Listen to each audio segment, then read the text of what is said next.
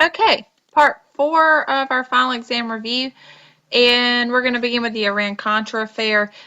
This was, dealing with around the time with our war with Iran, and Iran basically took hostage, the Iran hostage crisis, took hostage the U.S. embassy in Iran for quite a long period of time, and in exchange, uh, you know, pretty much for, the U.S. pulling out of Iran. And this was such a huge issue because Iran had constantly been, an enemy with Iraq, and so you still find the United States sort of being that world police. But when the Iran-Contra affair, um, the hostage situation went down, the United States, was pretty much found doing negotiate with terrorists. And also on the other end, the Contra side to it was in Latin America. All right, with uh, also with Nicaragua. Okay, and the United States, took the side against um, the civil war protesters in Nicaragua to overthrow the government there.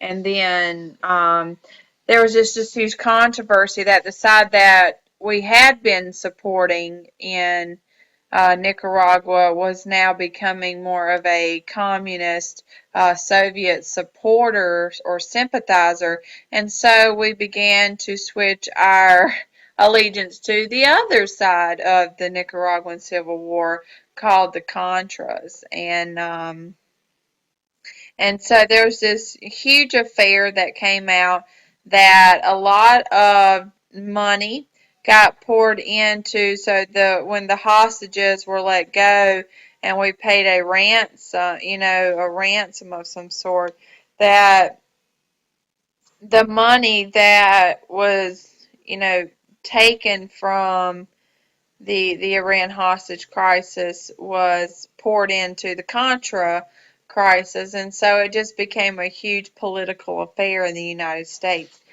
All right, then we go to Tiananmen Square. This took place in China, and it was an anti-communist, pro-democratic demonstration in Tiananmen Square in China, and it basically led to civil unrest in this area, and the Chinese government um, basically taking out all outside, freedoms and rights.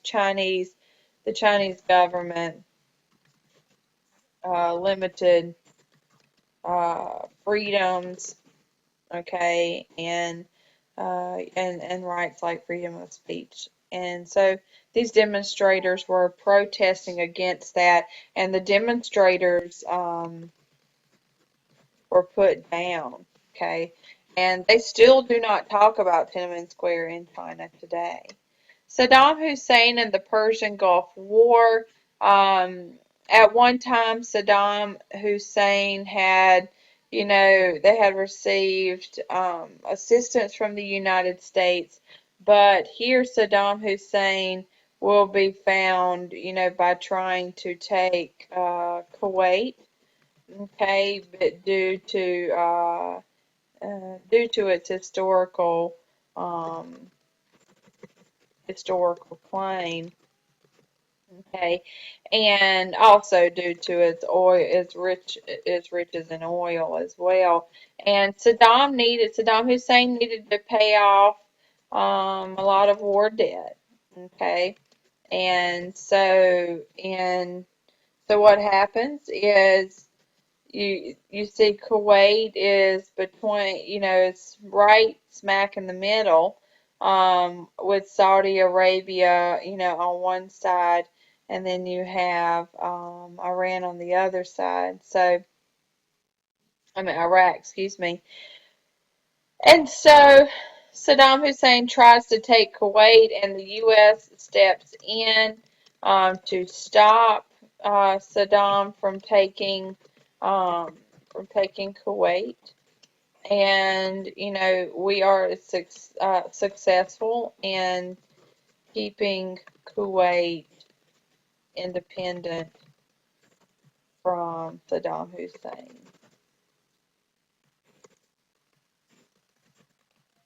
Okay. Right. So the Persian Gulf War was this, this battle to keep Hussein from getting Kuwait and its oil riches, because, it all goes back to oil, oil, if I can spell it right, oil.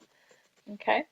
The fall of the Berlin Wall was a symbol of the end of the Cold War. All right, in 1989, excuse me. Then we get Swan versus Charlotte Mack. This was a court case that said that we will use busing to enforce, integration.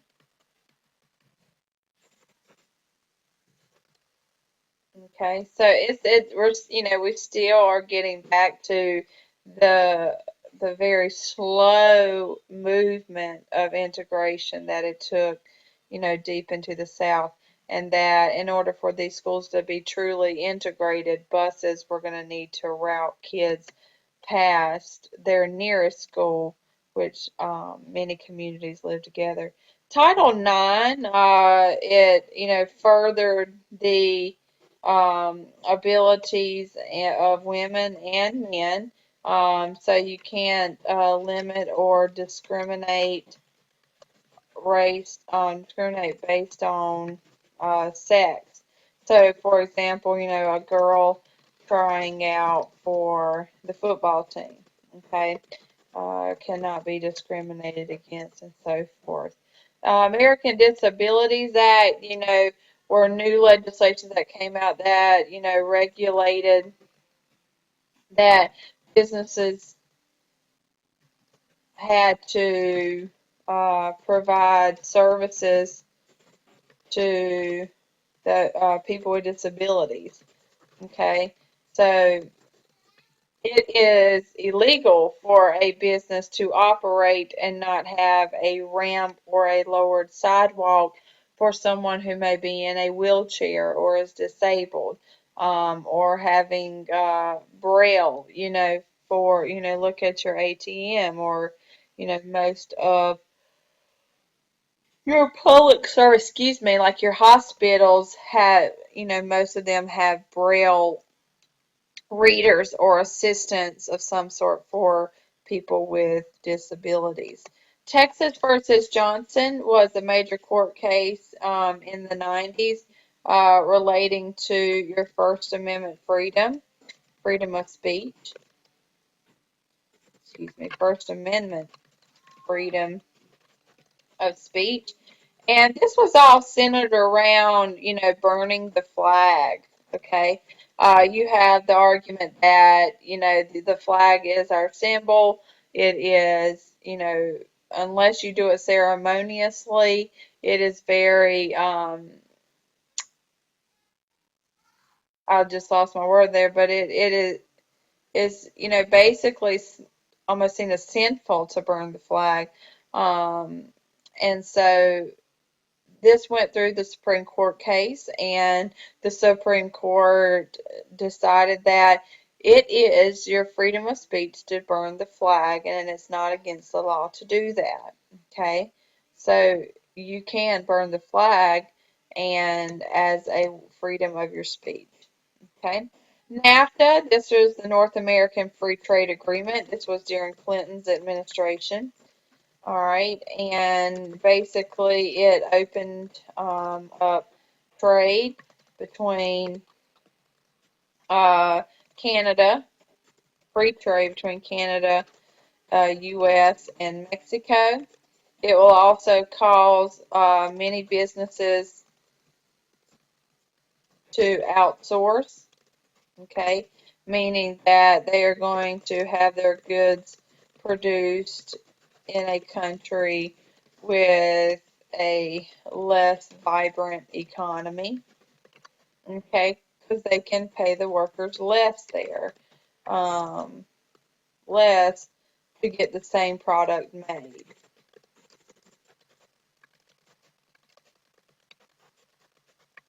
Okay, so all going back to profits. Energy crisis in the Three Mile Island. This all goes back to the that big fad with nuclear energy. Uh, Many people were very excited about what nuclear energy would offer, but we begin to see that nuclear energy is also unstable. And when we had the nuclear meltdown um, at the 3 Mile Island in Pennsylvania, it began to show just how dangerous nuclear energy could be. Um, and if we, try to fully rely on it, it could cause many environmental problems. Okay. Supply side economics and Reaganomics. This was the idea of, cutting business taxes and the effect that it would um, trickle down to the workers or those at the bottom of the pyramid. Okay, and then they would, in return, spend that money. But the only problem here is that when you're in an economic recession, okay, people don't tend to get money and spend. People, earn their money, and then they ultimately save. Okay, but what the government wants them to do is earn their money and spend. But when money is put in savings or just somewhere in your house, it's not put back into the economy. Graying of America goes to the period of where the baby boomers in the late 90s into the millennium um, will begin to retire or get close to it. And so this opened up many job opportunities in the country, and was a great period of economic and business growth, especially for those like coming out of college and high school. Immigration policy and act. This will regard the status of immigrants and the legality of citizenship. All right. Also, since we do to see a huge increase of Central and Latin American immigration. Also, we saw a huge influx from Asia as well. And this will lead to the Bilingual Education Act, basically requiring, Spanish to be um, provided to schools, okay, and students. Okay. And then I will see you soon for our very last piece of our final exam review.